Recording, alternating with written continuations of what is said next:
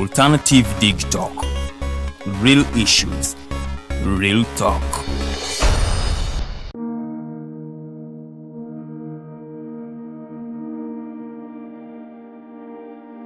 The Ugandan National Museum, a place where unforgettable memories are created. Traditions are found and a connection to our Paul is reinforced. It is not only a testimony to the history of our nation, but also impacts knowledge of cultural and natural heritage to the present and future generations for their enjoyment. Through a variety of activities and exhibitions, we gather to discover our traditions and create new ones. The Uganda Museum is our country's cultural icon that makes it accessible for the next generations to come together as our story unfolds and represents the interplay of our country's past and present.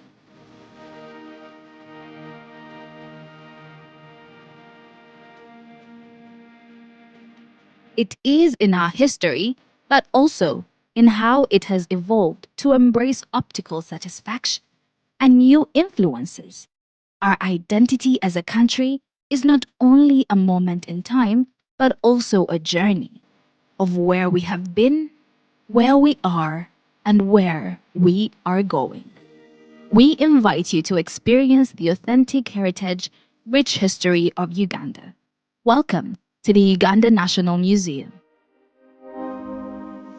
This message is brought to you by Alternative Digital. Hi, welcome to the Political Dice. It's controversial, purely political, well researched, accurate and global. Oyagala bya parliament oba council. Yes, state house oba ghetto. Ani ayuga ku ground. Ani gwe babuze. Okimanyi nga Dr. Kiza Besigye aleesa amaanyi. Olwofadda bafutoli abateeseemu obuvaazi.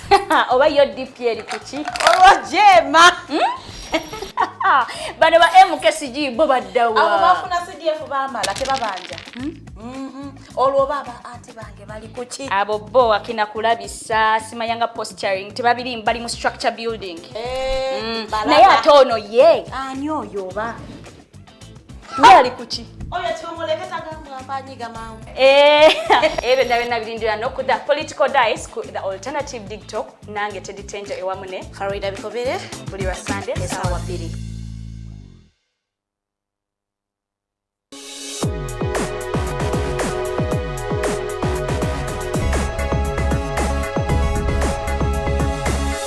The Alternative Dig Talk. Real issues, real talk.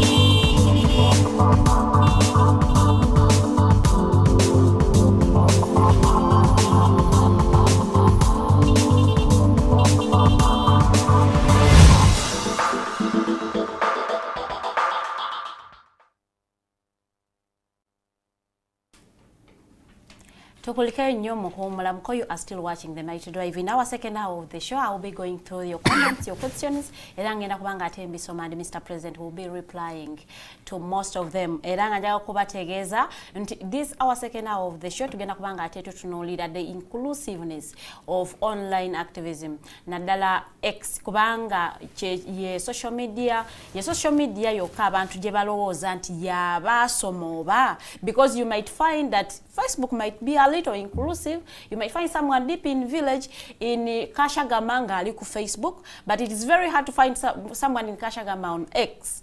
And a lot of these things are being done on X. And someone was asking me, do hashtags hold the power? Or was that someone to hashtag something, or they are advocating for something and they are just hashtagging it, and it is trending on X? Do you think those hashtags hold the power? Those questions, Mr. President, agenda kubanga ate abituddamu bulungi nnyo era atubuulire some hashtags that have influenced policy nti they are trending on X and our leaders reacted because of the pressure that was mounted from online and then to the ground. And also, we want to identify waliwo enkolagana between online activism and the street activism, because the street activists feel like suffocated. Online are taking up space and they are not seeing impact. Is that true or not? Mr. President, I want to begin with the inclusiveness, because we all feel or believe there is a digital divide.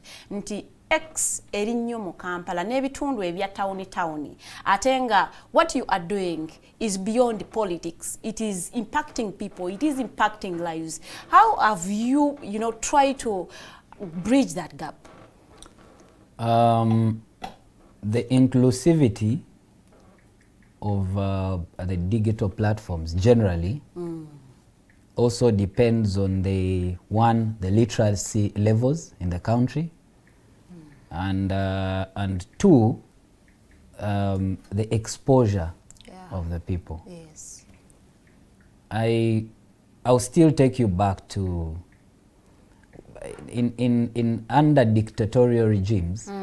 One of the most powerful tools that dictators use is to keep the people they rule in ignorance, deny them information.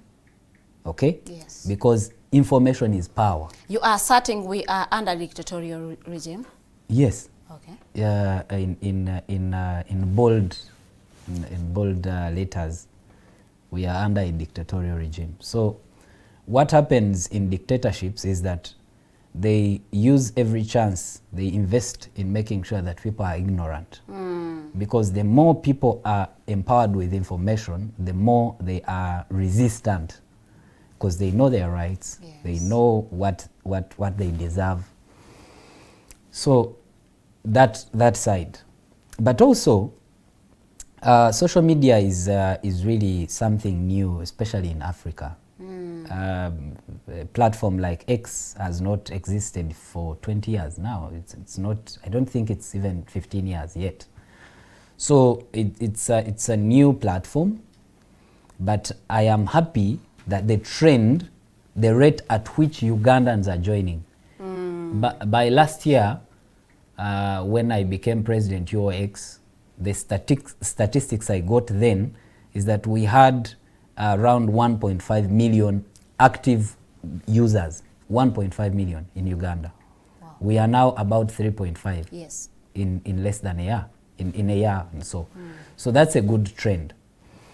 And why are people joining? That's the question. Why are people joining X? Even those who may not read well, who are not, English-speaking people, yes. It's because we have transformed the online activism and online activity into physical and real, tangible, activities. Online. Online. So, last year in July, 23rd July, when we marched to Parliament, it started on X. And everyone was asking, I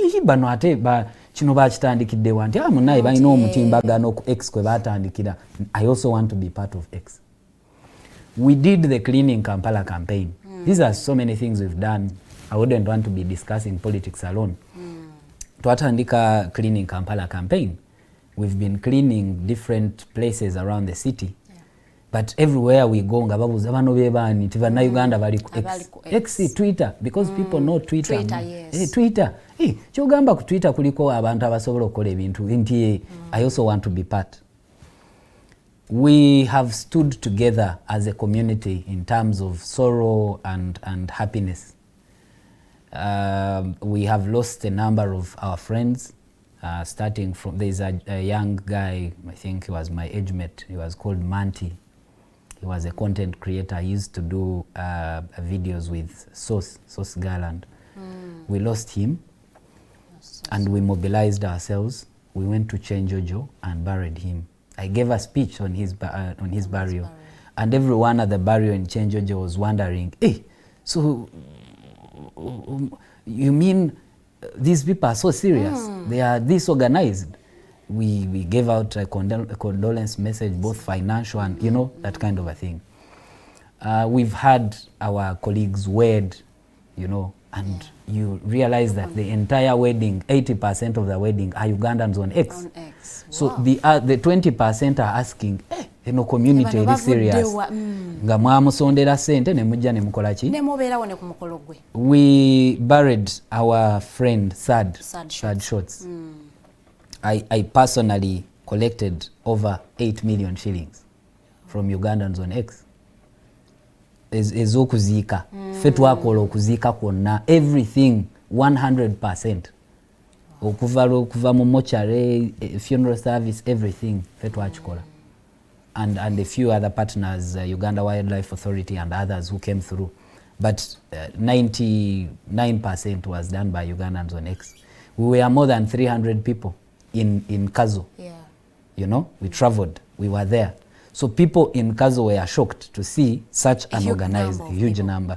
And I'm very sure that there are so many people from Kazo who wanted to join the platform to be part of this, you know. After that, I launched a campaign to educate his son, because Sad was a brand.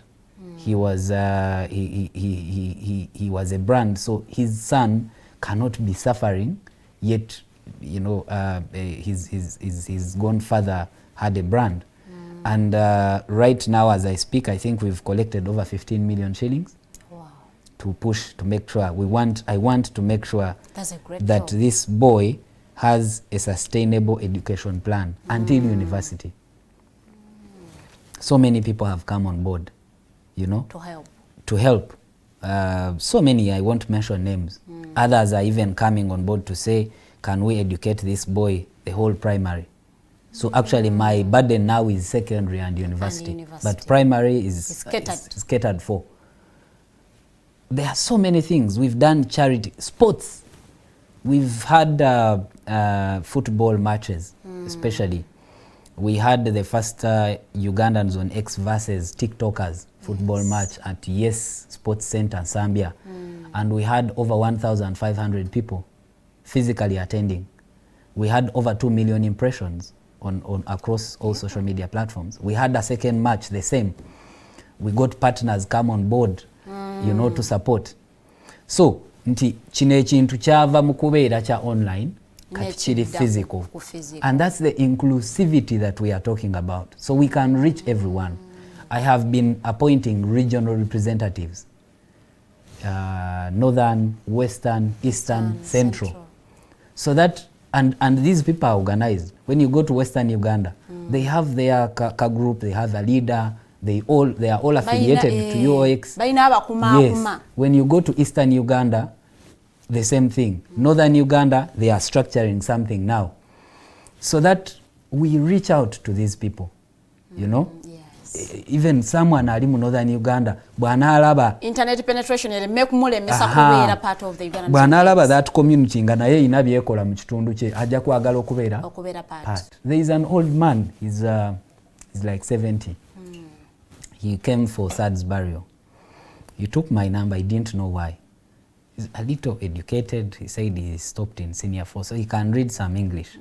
So he called me and said, you know, mwine chivina, mubikola mutiane. I tried to explain. He said, whatever it is, I want to be part of it. So I have my son here. You explain to him, but I want to have my Twitter account as well. Wow. 70-year-old.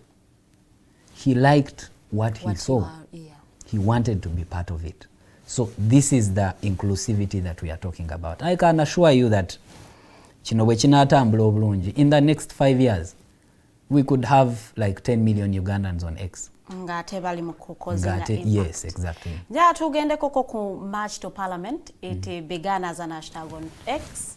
And everyone, I think, abamu bali treating nga bachongerayo nga they do not really know the real meaning. Naye ate twagala kulaba kibuzo kyaffe kigamba, how do you measure impact? Because it is something that began online and then it became physical. But most of the politicians bagamba it didn't cause any impact.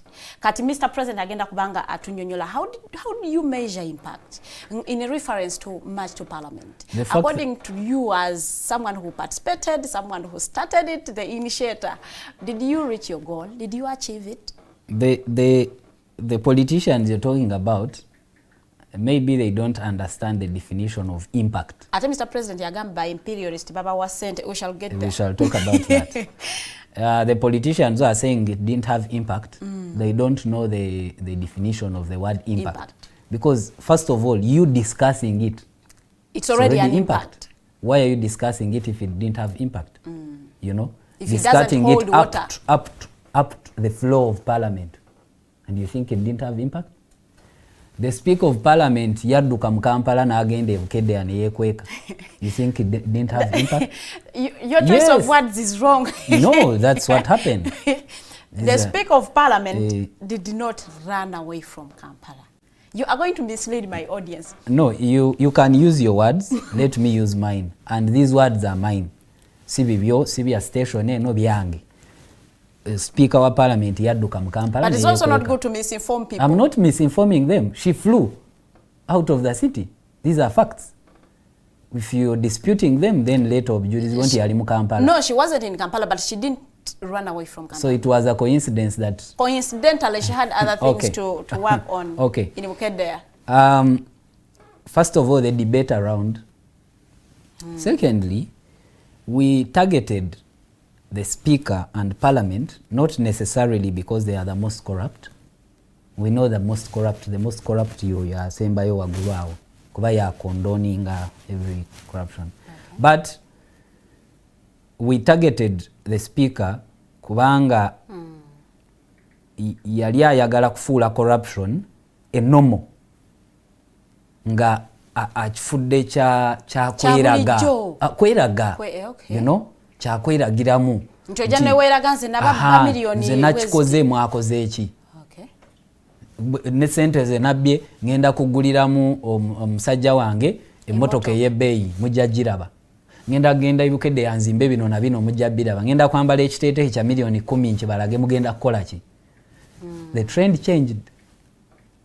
Right now tetugamba nti corruption yava mu parliament naye alira mu kibumugunyu tovaayo ate kukola ki? Kweraga kutu mocking Ugandans. You remember that time President Museveni ordering abasibe ba member of parliament beyagamba nti bali bakonnivinga ne people in the Ministry of Finance okuba sente. Omwali sise namujupo akamba. And then the Speaker of Parliament nayimirira on a public platform. Nagamba nti it is okay bwe mba mubbye kasita mubba ne mukolera ki? Ne mubaleeterako. Ekyo nakyo nimba teyakyogera. She did talk. She did say that Kinyamatama najja namu. By the way, for me, I'm sorry, I'll call their names. Maybe nsobola okumuwaaka madamu oba, but bw'ogenda mu bintu bwe bityo, you lose honorable, smile right honorable, nze sikyabikuwa. Those titles are supposed to come with integrity. When you lose that, so, but she's the Speaker of Parliament. So bw'oyimirira no defending ababba sente n'ogamba mbu it is okay bo okubba kasita alya nammwe. What do you mean? Sente zina channels ezina okuyitamu okutuuka ku bantu bazirieko. Service delivery. Tezina, you know? So bw'ogamba nti tewali impact, then mba nkusekerera. Kubanga ne President Museveni kenyini yatandika questioninga kituufu Amonga ine nyumba was it England where? Ebweru. Yes. You saw him writing letters here and there. Chava kuchi. Ate President Museveni mu dictator we ayina engeri gya handlingamu abantu. Ye Amonga ayinza okulowooza nti baamuleka, but she will see. Trust me. Ye president muntu atayagala kulabisa nnyo wa dictator tarushinga to take actions. Kuleka n'abeera gwe n'olowooza nti okay n'omuyita n'ojja. I saw President Museveni. Was that not an impact of Parliament exhibition? Yes, both Parliament exhibition and the march. But you see, the march was far better because this is physical. Because Toyinza kungamba nti tewali impact nga ba deploying amajege gwanga lyonna around Kampala. All the streets of this. Ne batandika okucheckinga even members of parliament nga baba checkinga. Oga nti impact oyagala tusitulera mu government tujikasuke. We take baby steps. Okitegeera. So there was impact. Essaawa eno n'olya oyabba ssente especially in parliament yeegendereza ate amuko because the parliament exhibition gye twatandikirako ye yali accelerator ne tufuna documents among ng'akwata ssente n'azisindika ku accounts za individuals around her. Takyakikola kati. You can go, you're a journalist, go and make investigations into that matter. Oba achikola naye nga temukyalina access ku. Trust me, kino njagala nkikugambe. There are people who are in the system, in different government institutions, who are also tired. And they will always give us this information. Most of your citizens, bagamba, they are being surveilled. Nti babatekako 24 surveillance. Bebatambulirako. Bwe mba nakugambye nti baweereza iso ewaffe mu kyalo to threaten my mother and to profile me. Avaawa, bakulirawa biki. Then ekyo ababoda kati kuba. Nekati nga administration yo, how are you planning to keep your citizens safe? By not shutting up, by not being silenced. That's the only way. Kuba ne bw'osirika, in one way or the other, they will come for you. The failed system will handle you. Bayinza obutajja directly. I am sorry to mention this, and really I hope people understand this the right way. But we lost Rajiv because of a road that has not been worked on. That road, and so many people died on that spot. Yes. Bw'oba omanye ekyo ekifo ekyo where Busabala Road crosses the express. Kulike kati I heard, I've not been there, naye mbu bataddeko obuntu obulaga nti olina kuyita wano, but then there are so many people. There is even a lady who was interviewed n'agamba wano abantu bafiirawo buli lunaku lwakuba badde tebamanyikiddwa. So we lost Rajiv. We would not have lost him if that road had been worked on in time, or if there were clear demarcations showing there is something here. Something going on. Just I think last week but one, we lost Cedric. He was a good guy. He identified with PLU. And you saw on social media, like I told you, abantu abali oppressed also ababulira how they react. People celebrated. It's not good. I don't support that. But I also understand gye basinziira okukola ekyo. Nti bantu bangi abafudde emitima because of a failed health system. Naye teboogeddwako. Okitegeera? Yeah. There are so many. And these people who are celebrating someone's death have lost their parents, have lost their children, have lost their... Because malwaliro temuli ddagala. Sometime back when the Minister of ICT, Chris Baryomonsi, got a health implication in Kanungu, bamuddusayo n'ennyonyi. Yeah, true. So when I met him at some conference, I was speaking, nemubuuza how many people in Kanungu can afford to be airlifted. So how many people are getting the same condition you got and are dying? Okitegeera. Yeah, true. So system ngeri failed. Egenda kutuukako ne bw'osirika ne bw'ogiwagira. So better speak. And the best way to protect my people nga bw'oyogedde is to speak. Bajja tukwata, bajja tusiba, bajja tukola ki, but we speak. Naye temusirika. Continue speaking. Actually mu ggwanga bweriti bw'obanga obadde oyogera n'osirika baba bafunye ka chance awo bakunyiga nga teri amanyi. Okitegeera? Recently they arrested Agatha and Boniface in Tanzania. Naye Tanzania I think considering what I've heard, ate ye eri bubi nnyo okusinga ne Uganda. Tola nti tuli bubi, naye ate bo bali bubi nnyo. Nti omusirikale bw'ajja okukwata tomubuuza lwaki onkwata. Era when the Agathas were asking why are you arresting us, everyone around them was shocked. Bano baani ababuuza omusirikale ani abakwata. So they went and did all these things. Naye baali tebabamanyi. Kati social media nefuuka ekizibu. Embassies ne ziwandiika. then ndowooza Suluhu and her administration ne bagamba naye bano kirabika twakutte bantu bakyamu. After torturing them byonna bye baabakola kati ne batandika okubajjanjaba very fast babakomyewo nga tebalaga signs of torture. And they failed. Baleeta ne bakasuka ku ziboda nga ba pressure. So omuntu agamba nti tewali impact nkusekerera. But the issue of protecting my people, our people, especially the activists, the best way to do that is to empower them to speak more, to empower them to not be accept to be silenced, because when we get silenced, we are defeated. Okay, nga tuvudde ku state suppression. Waliyo ate ba citizen bo ate abakisusa ate ne badda ku bannaabwe ne babalemesa social media, because there is a lot of trolls about omwana trolling fake news, misinformation, and we hear some of them, they are paid to do that. Others akeera notekayo opinion jatakiriziganya nayo n'atandika okusabula mu lulimi lwe bakozesa olwa online. Or planning otya oba have you been protecting your citizens okulaba nti ate teba facing bintu ng'ebyo? One is that I have always come out boldly to denounce and to speak against poor use of social media.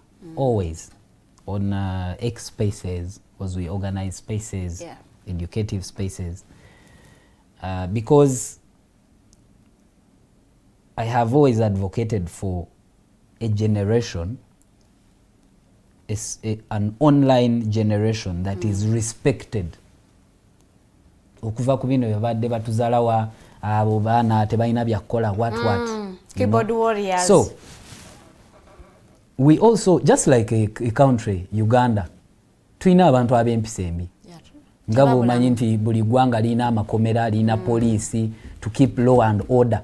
Kitegeeza there are people who are disorderly. So even on X, even on these platforms, waliwo abantu nga bo bampisa mbi. Okitegeera, they are not even activists, they are not even doing it because they are oppressed or what.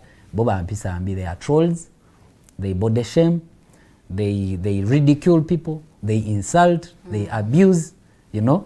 So the first thing that I've done and my administration is to speak against it, because also our powers are limited. X is not our but it is also nakyo kituyambyeko kubanga bali abalala abatulwanyisa singa babadde n'obuyinza nabo ku X eyo bandibadde batujjako dda. So the best thing we can do is to keep speaking, and I can tell you that I've seen good results, a good turnover of people changing. I have always told my colleagues, my young people, the importance of living a meaningful and purposeful life, even on X. You realize nti ennaku zino social media bagigatta ku CV. Bw'ogenda okusaba omulimu, they will go through your CV. Your social media to see why you post. Exactly. So it is both ways. Katinza have been denied so many things because of speaking against homosexuality. I'm against it. I'm an advocate against homosexuality. But you get to some spaces, those who believe that... You don't believe that every right is a right? Actually, that is a wrong. Every human right is a right. That's a human wrong, according to me. And this is my view. That is why I even don't want to categorize myself as a human rights defender. Oh. Because if that is what human rights defending is, I am not party. But when you are arrested, when you are tortured, when you are, I will come. You denied medical homosexuality sibirimu. Echo nakigaana. So a homosexual who is being denied medical access, you don't stand with them? I think, this is my view on homosexuality.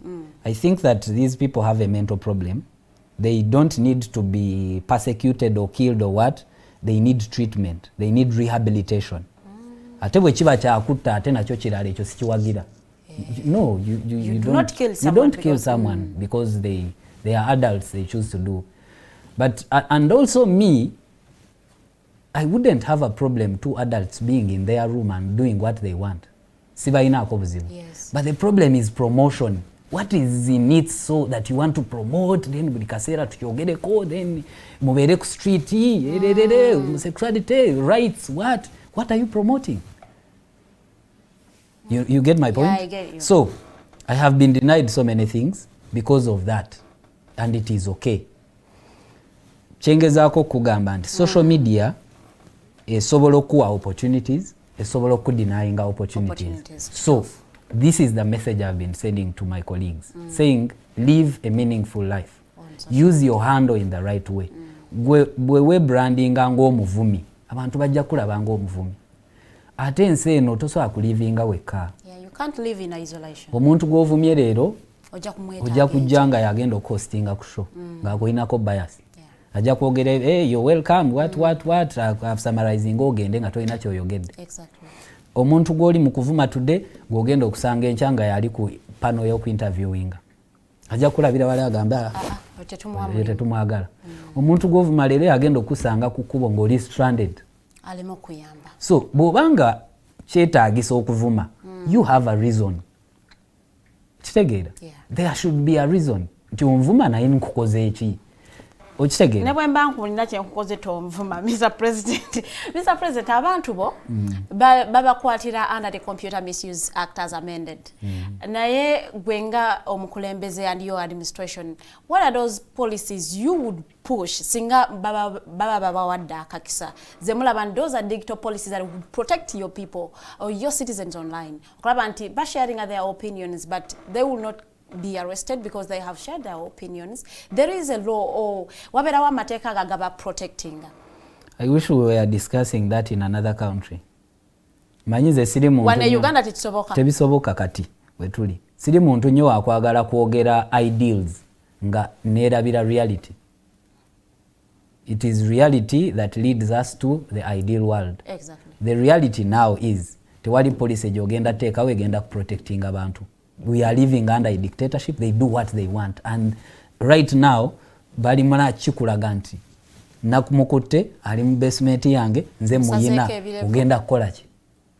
Twamujeko ebirevu tuli muyigiriza lunyankole. What would you do? So I cannot start debating. Simanya we should have these policies. Tebigenda kukola. Kasito yogere ekibanyiza bajja kukima. Okitegeera? So the ideal policy is change of government. That we can't achieve in one day or two. We can't. So that's why we are struggling, we are fighting to achieve that. So bwe tunaamala okwachivinga ekyo, then ojja kuddamu mpite tutuule wano ngambe kati policies. There are so many, I have them. But it's a waste of time now to start parading them. Because I've had engagements with UCC. And for them, their concern, their interest is in regulating social media. Era baina aji amanyi parliament should allow us to regulate social media, what. But I've always asked them, bana abana ekisooka, because I think around like 90% of the people who are online are young people. Basomye, they are unemployed. Okay? Bafunye ka platform we basobola okukolera. By the way, I think we are going to discuss the financial bit. Social media is employing so many unemployed young people.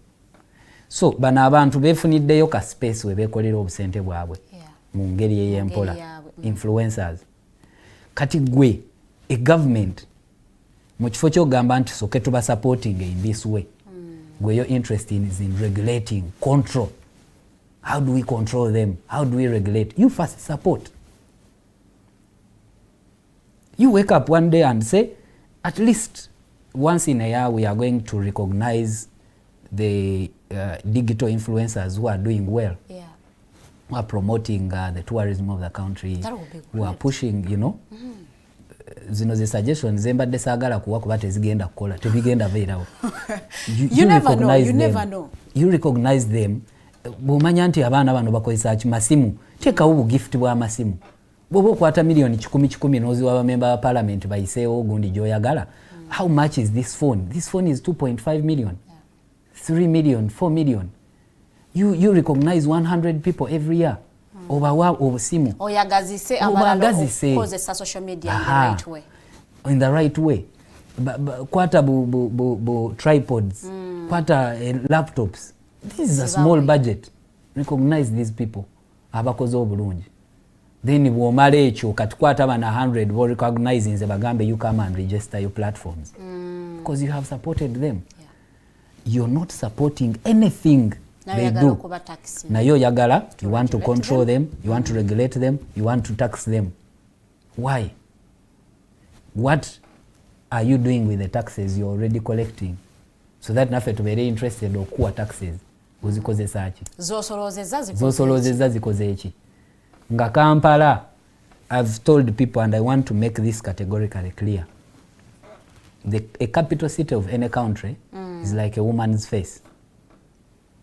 Omukazi akeera omubiri omulala gwonna yesi mugufaako naye face gy'osinga okumala obudde ng'okola wano omumwa, you know.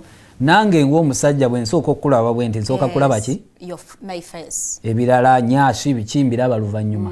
But the face is first. Yeah, sure. So a capital city where tuyina the only international airport ejjudde ebinnya. Every road has potholes. Every road. Ninga budget esobola okutereeza ku nguudo gikwata n'ogigabira ba MP bayiseewo police bayiseewo bill gy'okola ki? Gy'oyagala. So priorities. Emisolo gy'ocollecting ogikozesa ki? Tulyoke tukkirize fe okole ki? Bino bwe tubyogera, I saw Thombi Nyembo saying I am jealous of him. He posted that I'm jealous. Why would I be jealous of a person who is my father's age? So I don't want that position, first of all. But I'm showing you that as UCC, as a regulator of communication, you have a role in supporting digital influencers before you regulate them. Fubo supporting tuja kweretanga gwe tuli tuyise na Twitter. Okay, tutu supporting tuwa masimu, tutu supporting tuwa chi. You know we are influencers. Yes. They are every day we have investors that come in this country. You as UCC, how do you link influencers with investors so that they amplify the works of the investors and the investors pay them? That's one way of creating jobs. You as a country, you have a budget for tourism, to promote tourism. Yeah. How many influencers are you giving money? I see a few of them influencing. They do their thing. It is their thing. Bana bali mu tourism, they have their companies. They promote, ne bafuna ba visitors, they are tour guides and what? It's not the government. Bwe baba yita bwe baba bayiseeko babasasula mitwalo 10-20. What does that mean? Nenga oli budget gyafunye buli influencer ate yandibadde afunanga 1 million or 1.5. Nobo kitegeera. So supporting as a government. But tudda ku influencing, abana Uganda bangi bali online. Some of them have big followings. Naye tebamanyi to use their following to make money. Butyo omuntu bwayinza okozesa their online presence okubanga afunamu akasente. Because abamu kufe are creating account ye teka your opinions that I don't even know that you can make money online. Ekisooka I want to start seriously advocating for influencers to know something called specialization. You can't be an all-round influencer. You need to find your niche. Gwe enviri, gwa influencing omwenge, gwa ebala, gwe baleeta gigi ya church gwa jirimu, gwe baleeta wildlife. No. Let people know you for something. Nti oyo bw'oba oyagala wildlife. Genda wa Motogonde. Oyo wa tourism. Ono wa mwenge. Nabwe tumanyi omwana Gloria Kebilungi ku influencing ye ya Movit. Mwenge club. Yes, club. So you find a niche. That is one thing. People should know you for something. Ukitegeera. Sikubeeranga oli wano. You influence everything. That's not sustainable. It's not sustainable. You do a great impact. Ate bw'obeera mu line gy'olimu ogenda kusasulwa na nnyo. You need to be patient because abantu okutandika okurecognizing anti ono ali mu line eno kitwala obudde, but when they do kubanga following job growing ebeera in line with that the people who have interest bwebanga it is tourism kitegeeza if you have 20,000 followers 90% of those followers are people who are interested in tourism. So you are sending the message to the right audience. Bwogamba nti tulina a trip to Lake Bunyonyi, ojja kulaba ng'olina abantu bangi kubanga abantu abakufollowinga they are interested in tourism. Bw'obanga opromotinga amabaala nga gwe your niche is in promoting bars kitegeeza your biggest following will be nightlife people. Yagamba oyo just like you see Sheila Gashumba. Olaba Sheila Gashumba. I've told people that lady makes legit money and people don't know. I even made a post and explained never wakana, but hosting nights in Kampala is a serious business that you want to understand. Let me give you an example of Sheila. I will use her example. Sheila bw'omuyita ku night yo ogenda kusooka otebolinge around like 5 million nga temulina kye mwateeseza ezimuyambako okutegeka ki night and bino tugenda kutandika byogerako because this is a reality. Ugandans are now living on gigs. It's a gig economy. It's no longer office. So in a permanent job okola guno ne guno ate abantu bafunyemu. So bw'omuwa 5 million shillings agenda kuleeta influence ye. Shira yakola ki?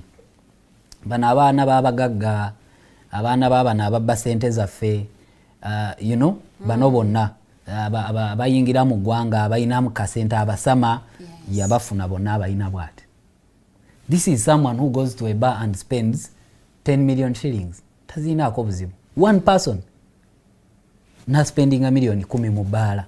In one night. In one night. These are people who spend 1 million. Kugamba client ye teba spending each person ta spending below 1 million shillings. So 1 million, 2, 10. Kachira ajagambe bala, I want 10% of the total sales. Not profit. Wow. That makes sense. Not profit, total sales. Total sales of the night I am hosting. So chiri kuye okupushinga night eyo aleta abantu banywe nnyo banywe. So bwebanga ebbaala ekoze 50 million shillings total sales, she has 5 million shillings in one night. Ate nga alina ziri 5 million zemasoosa omuwa. Well, that 5 million ezasoosa ayinza okuba alinako okusasula ba DJs, alinako okuleeta abawala be bakola nights, alina okuleetayo omuyimbi, such things. But mbuulira mu Uganda in one night mu kiro kimu omulimu ogukuweesa million 5 teguliwa. Kati bw'aba hostinga 4 nights in a week kubaza hostinga that's 20 million shillings per week. 20 million shillings per week, that's 80 million shillings per month. That is legit money. Sujasanga nga sente zafuna ziringa za lecturer we Makerere oba za a certain chief justice somewhere nga ze sente zafuna okitegeera. Ne bw'okiza wansi tuve ku 80 million shillings a month, omuntu afuna 10 million shillings a month in Uganda. Batono nnyo ddala. Okitegeera. Yes. Naye ng'ono bamuyita simanya malaya, simanya biki. She's making money, legit money, and that is her line. Okitegeera. So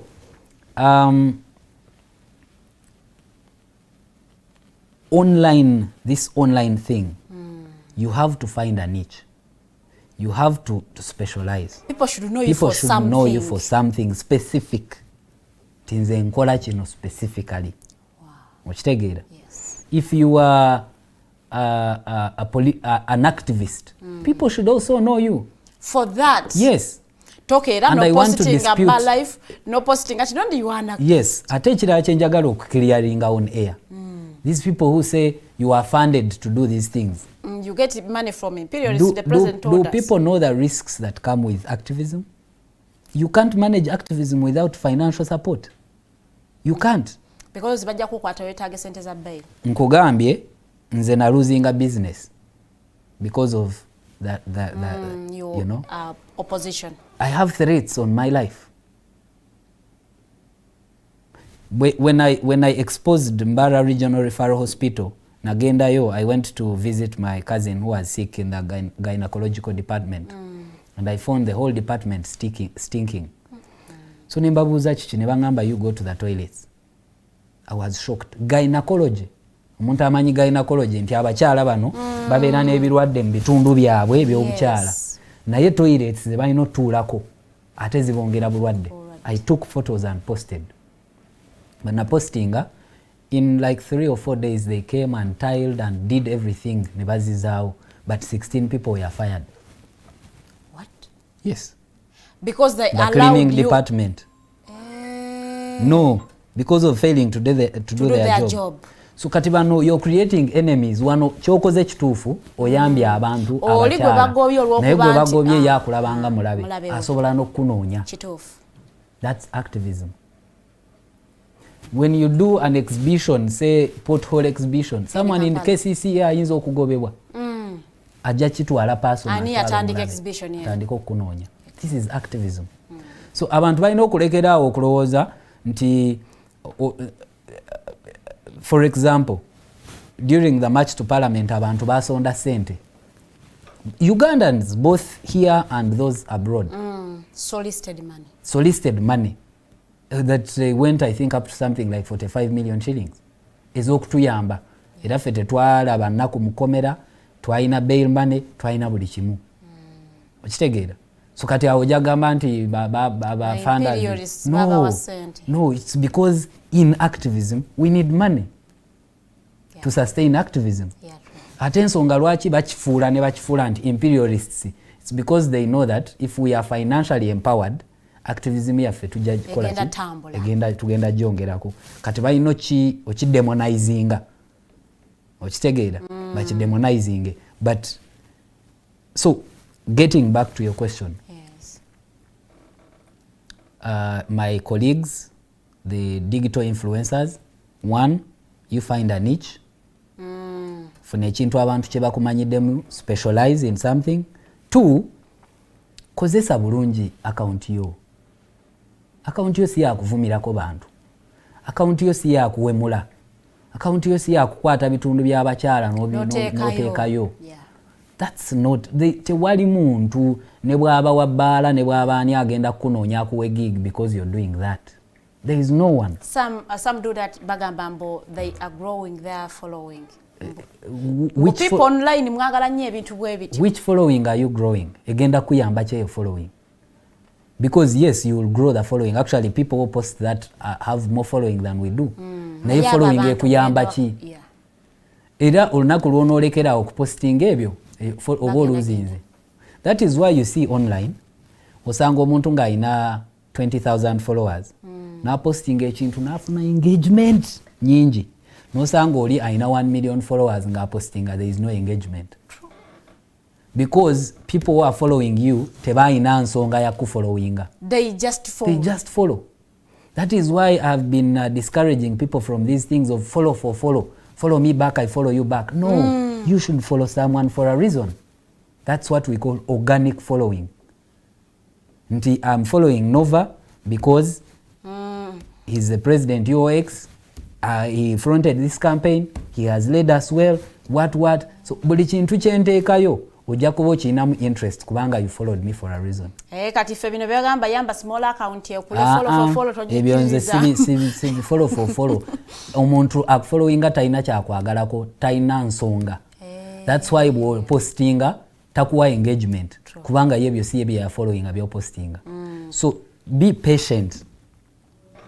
My account is as old as 2017, but I just have 19,000 followers. Nze, I'm the president of Ugandans on X.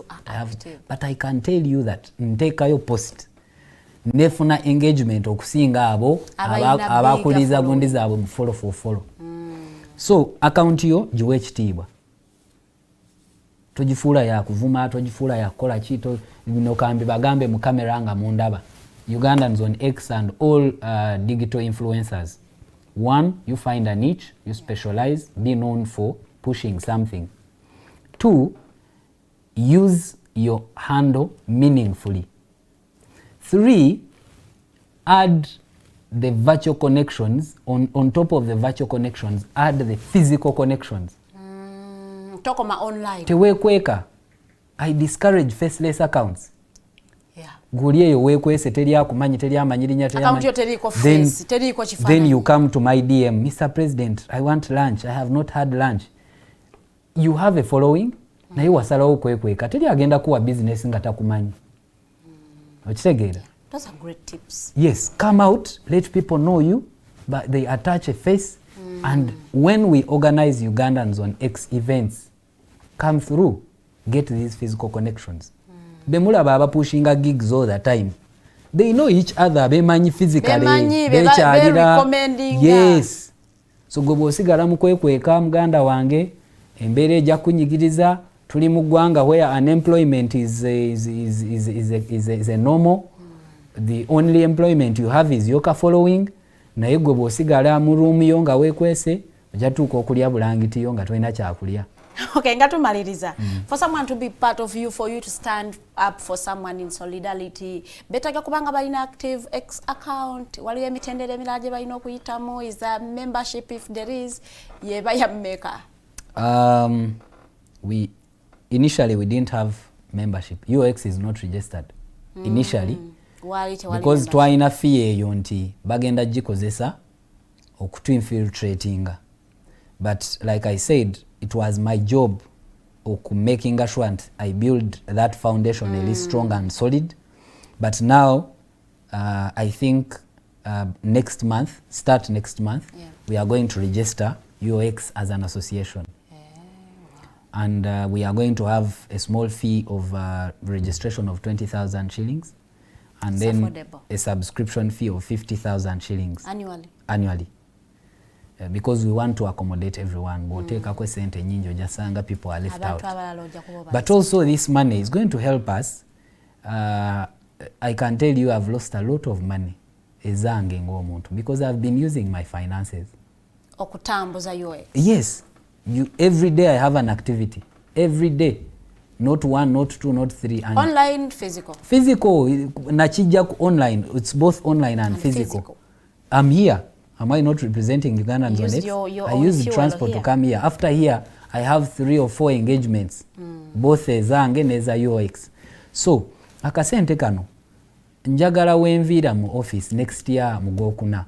Ndekewo foundation nti n'omuntu omulala yenna azze nga maybe talina ka financial muscle kennyina asobola okuleadinga.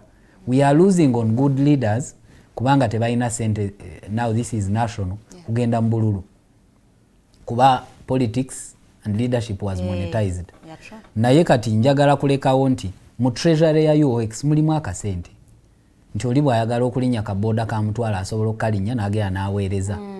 Oli bw'ayagala that kind of a thing. I want us to have an office. Tubeere ne office or tubeere ne omuntu asobola otusanga. We have departments, we have people busy working for Ugandans on X. I want us to save something. We can have a saving scheme oyo aba asobodde ti akasente kano kagendeyo, nti bwe tukeera ne tufiirwa munnaffe tetutandika ate kusonda busonzi. Tulina ekyokutandikirako mu treasury mulimu akasente. Tugambe nti buli member aba afudde tugenda kumuwaayo sente bweziti. Buli member aba afiiriddwa kubanga okufa kya bulamu. Abantu baafiiriddwa nabo tubateekeko. Should be child, mother, father, wife, husband. We limit it to that. Mukitegeera? Oli bw'aba alina wedding, member waffe oba omukyala ng'alina okwanjula ng'ayanjula naye tumuwaayo akantu bwe kati ne tuyimirira naye. So akantu kano kali mu treasury mu nsawo. Mukitegeera? So that omulimu gutambule. Naye for now we were not registered and we had fears, but I think we are at a point where those fears are no longer valid. Because we have realized we can thrive even with the threats and the fears and everything. We can thrive and we can have our community managed well. Well, those are insightful ideas, Mr. President. We actually pray that byonna byonna bwobi menye waneno mubituukiriza ebijja kubanga bitukolera ddala bulungi fe abagala okubanga ate tubeegattako nga njagala kuwaayo ka information okusomesaako mbadde nga nkawa bw'obeera remind me your name? Farida. Yes. Bw'obeera ne account yo ng'eriko Farida wano mu bio kye tuyita bio n'oteekako a news anchor or reporter or show host at DigTalk, that account ceases to be your personal account because you have attached a brand to it. Okay. So gwagamba nti nze Muhoozi Kainerugaba, you put CDF, Special Presidential Advisor on Special Operations, then you start saying that these are just my views. You're lying. If you can have in your bio and say, I am Gideon Kwikiriza, the views, my posts are my views, they are not representing anyone. Chiteke mu bio yo. You will be you understand? Yes. This is the right usage. But when you wake up and put Kwikiriza Gideon, President Ugandans on X. So we shall attach all your opinions to your position. So bw'obanga otweetinga oteekwa okubanga ina at the back of my mind of tweeting or posting that I am representing something in my bio. Bino byenjogera as Farida be affecting DigTalk gyenkolera. You get? Yeah. So tebaddamu kubalimba nti omuntu aina erinnya lye then wano n'attachinga to something. Views zibazize. No. They are not your views. Wow. Yes. So that is the right usage. So when then do we draw a line between when I am giving my own opinions as me, as Farida, who is not a journalist at DigTalk, and when I am giving my opinions as a host? You can give your views as Farida, but those views should not affect or damage the reputation of the organization you have in your bio. If you want to have your exclusive views, then don't attach. Or you can create a second account where here you're a journalist, here you are a normal Ugandan.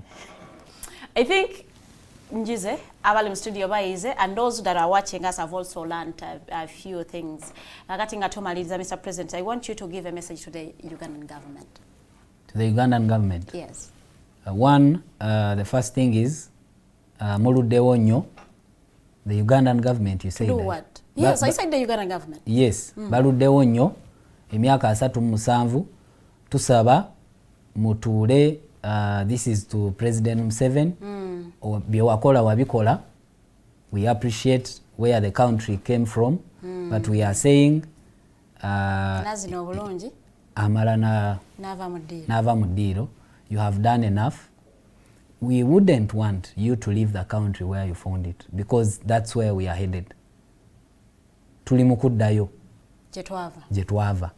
So bw'obanga oli patriot nga bw'ogamba, kirowoozeeko omanye nti eggwanga oli mukuliza gye wakola ki? Gye walijja. Tuweka space abalala bajje. Wow, thank you so much. Nchawa government. Okay. Government. And okay, let me do the last one. Mwabakola mu government, both politicians and civil servants and public servants in government. Mumanye nti this country is bigger than you. This country has stayed, your fathers came, your grandfathers were here, your fathers came, you are here. Ogenda kuvaawo. Office jolimu ogenda givaamu. Ogenda kufa, fena tugenda kufa nange. But which kind of a country do you want to live? For your children, for your grandchildren? Yeah. That's what you have to think about. You can be arrogant, you can feel like wamalayo, you can feel like what? Naye ogenda tuuka ekiseera omwana wo nga yasafaringa bye watuusa ku bantu. Omwana wo nga yabonerera ku ebyo bye wakola abantu. Abo be watomera ku kkubo oyita muwanu we. Abo be bawambako ettaka olw'okuba oyina amagye. Abo be wateeka mu basement n'otulugunya olw'okuba oyina obuyinza. abo be wanyaga sente olwokuba you can influence, abo be wasibira obwerere olwokuba tebakkaanya naawe. Time will come. Think about that time. Yeah. Your closing shots, Mr. President. I want to appreciate, in my language, they say, entasima ebulwanja. Etasima abulajiwa. So I want to appreciate DigTalk for giving me this platform, and I request that muberenga mutuwayo ku budde. Kuba munnaye media houses endala tezaagala kutuwa chances nga bavubuka. Baagala abantu baabwe abakadde what, yet we can also give our views. I am not associating with your opinions, yes, these Mr. are President. Mine. That's a disclaimer. These are my views. So I want to appreciate DigTalk. I want to appreciate you, Farida, and the entire team for this opportunity. I have seen you host activists. I have seen you push the activism agenda, and I really appreciate. I want to appreciate Ugandans on X. I wish I could kneel down, but I don't have to. Mwebale nnyo. Every time I call you out for anything, you always come through.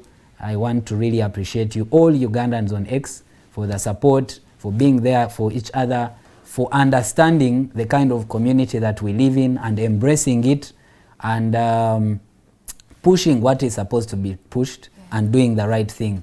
And as I conclude, njagala kubasaba nga maliriza, I want to request you, my people, to live purposeful lives, meaningful lives. That is why we've been pushing SAD and the education of his child. He should be an example because he lived a meaningful life. Use your social media the right way. Please, the right way. People are seeing, they are following you. Opportunities are there, but only when you use your social media the right way. I love you all. Mbagala nnyo.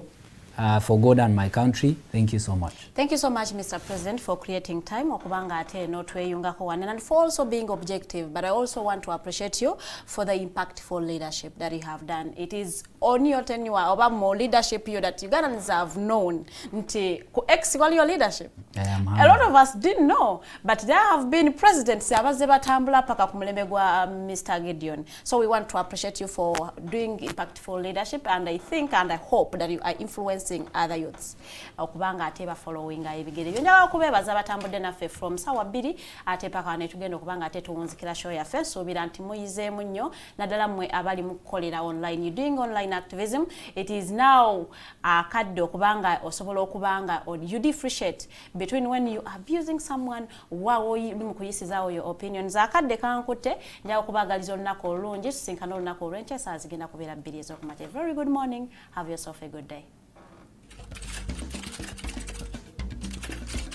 Disclaimer yeye rumi. Saga